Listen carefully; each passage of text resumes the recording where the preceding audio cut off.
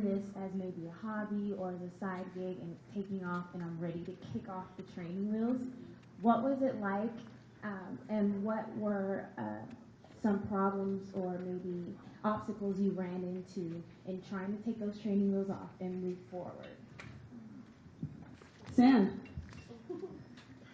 When I was in high school, my first job was at a restaurant. And they had me cleaning tables, mopping, and there's like a certain technique. So when you mop sideways. When you clean the tables, you gotta go like this. You gotta use one rag for the table and one for the seat. So there's like this like whole process of cleaning. And I was like fed up. And I was working for 2 months. And in the end, they would only let me work for a week, 1 day, 2 days a week. I was getting paid like $25 a week. And then one day I just got fired. They were like, "You're fired." And I wanted to quit. I'm very prideful. So once they fired me, I was like, I will never work again. I don't care what I do, but I will never, ever work again. I cannot stay on a 9 to 7, 9 to 10 job. Like, the door is right there. I could just walk out. And I wanted to walk out so many times, and I did it. And then they fired me. I was like, I will never work.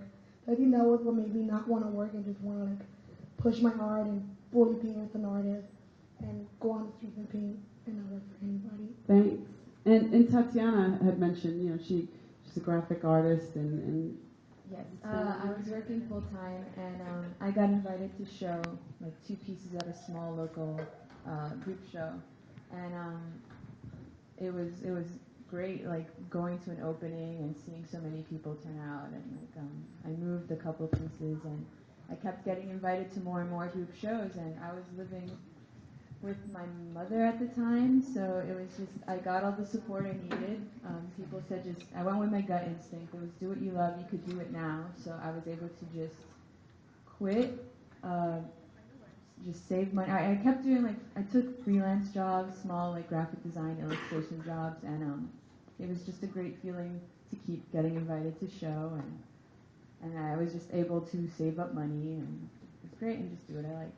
yeah, so you took one step backwards but a leap forward. So in kind of expounding on what she was talking about here, have any of you made that decision and basically were scared to death because all of a sudden your lifeline was cut off and now it's all on you? I think I did too, yeah. I actually worked in the music industry for a few years before I became a DJ, so I worked at record labels, and it was there was one day, it was like a fall day, and I was sitting there at the office, and it was a great creative space, and we were working with a lot of music, but I just felt like I'd done everything that I could possibly do there.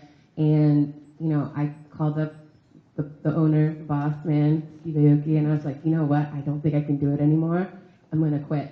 And he's like, we had this argument. He was in an airport. He was going to get on a plane. And he's like, well, whatever you feel is right for you, just do it. And I left, and you leave a paycheck. You leave like a weekly paycheck that pays your rent, that pays everything. But when you feel that stifled, feeling of just being trapped somewhere where you just don't have anything else to give to it, and you have this idea of what will really make you happy. I mean, it's a risk, and we all take the risk. And I'm not going to say it always works out for everybody. I got lucky; it worked out for me to the point where I no longer have a day job. I get to go out and have fun every night and play music and be around really inspirational, creative people.